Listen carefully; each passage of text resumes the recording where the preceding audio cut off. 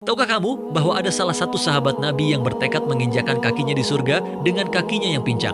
Penasaran kisahnya? Yuk simak cerita yang disampaikan oleh Mas Tian. Assalamualaikum warahmatullahi wabarakatuh. Saya Cian. Sini saya akan menceritakan salah satu kisah inspiratif dari sahabat Rasul, yaitu Amru bin Al-Jamuh, seorang lelaki tua yang bertekad menjejakkan kakinya di surga dengan kaki yang pincang. Amru adalah seorang dari pendiri pemuka Yasrib, pemuka Bani Salamah. Di sini dia menyembah berhala. Berhalanya disebut Manat. Manat di sini diceritakan terbuat dari kayu yang sangat mahal. Setiap hari Manat diberi minyak wangi dan kadang-kadang juga disembelihkan hewan ketika dia akan meminta sesuatu. Ketika kaum Yasrib mulai memasuki agama Islam yang disampaikan oleh Mus'ab bin Umair, Amru berusia setengah bayi sekitar 60 tahunan. Dia masih belum mengikuti agama Islam.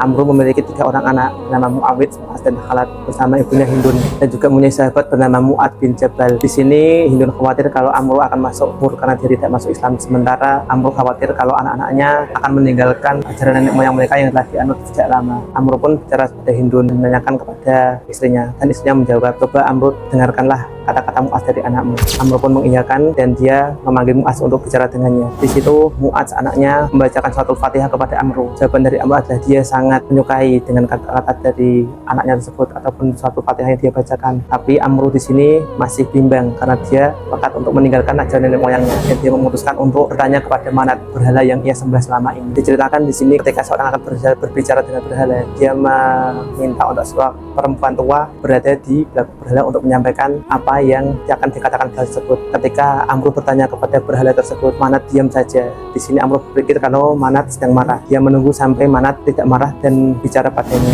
Ketika malam hari, ketika anak Amru bersama sahabatnya merencanakan untuk mengambil Manat dan membawanya ke tempat sampah dari Bani Salamah. Di pagi hari Amru sangat marah karena dia tidak menemukan Manat ke tempatnya, dan dia mencari-cari. Temukannya Manat di tempat sampah dari Bani Salamah. Kejadian ini berulang kali terjadi. Jengkel karena kejadian ini terus berulang, Amru pun pada akhirnya memberikan sebuah pedang, meletakkannya di Manat. Dia berkata, "Kalau kamu memang Tuhan, maka belalah dirimu sendiri." Tapi apa yang terjadi? Ketika pagi hari, Amru tetap menemukan Manat. Dia berada di bawah sumur, diikat bersama bangkai anjing. Ketika itu juga Amru sudah tidak percaya lagi kepada Manat dan dia masuk ajaran Islam. Ketika perang Uhud terjadi, Amru melihat ketika anaknya bersemangat sekali melakukan jihad untuk perang. Dia berikan singa dan yang digunakan saja oleh Allah Subhanahu wa taala. Di sini Amru ingin ikut perang juga agar mendapatkan syahadat Allah. Tapi ketika hal itu terjadi, dia tidak diterima oleh ketiga anaknya. Dia mengatakan kalau ayahnya itu sudah tua dan dia juga pincang. Dia takut kalau ayahnya akan gugur di medan perang. Di sini Amru langsung bercerita kepada Rasulullah. Dia meminta izin untuk ikut perang agar bisa mati syahadah kalau jalan Rasulullah. Setelah diizinkan oleh Rasulullah, Amru pamit kepada istrinya Hindun.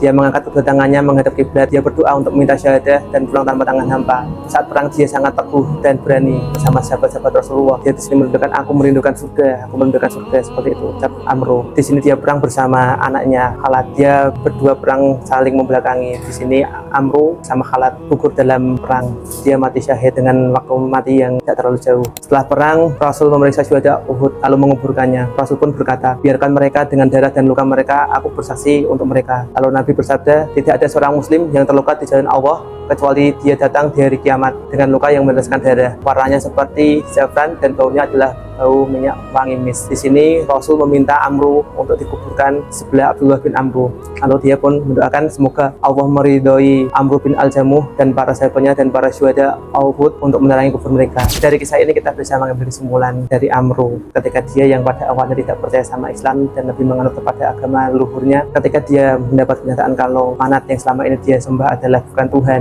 tidak bisa membela diri, dia langsung masuk Islam. Dan dia sangat senang ketika masuk ke jalan Allah sendiri. Dia sangat bersemangat ketika berperang Uhud bersama saudara-saudaranya, sahabat-sahabat Rasulullah SAW, sampai dia bersedia untuk mati syahid di perang tersebut. Semoga kisah inspiratif ini bisa menjadi panutan kita. Sekian dari saya. Wassalamualaikum warahmatullahi wabarakatuh.